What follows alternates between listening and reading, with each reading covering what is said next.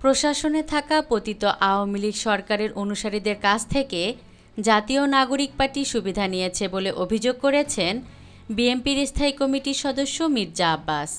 তিনি বলেন, প্রশাসনে বিএনপির লোকজন বসে নেই। বিগত ১৭ বছরে বিএনপির লোক মরে ভূত হয়ে গেছে, বরং প্রশাসনে থাকা আওয়ামী দালালদের কাছ থেকে সুবিধা নিয়েছে জাতীয় নাগরিক পার্টি।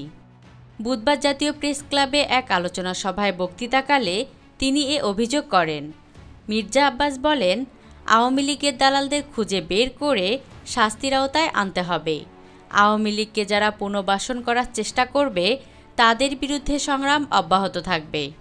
এ সময় প্রধান উপদেষ্টা ডক্টর ইউনূসকে সতর্ক থাকার আহ্বান জানিয়ে বিএনপির এই নেতা বলেন, প্রধান উপদেষ্টার ডানে বাঁয়ে কিছু সরকারি কর্মকর্তা ও উপদেষ্টা পরিষদের সদস্য রয়েছেন, যারা তাকে সঠিক পথে চলতে দেবেন না।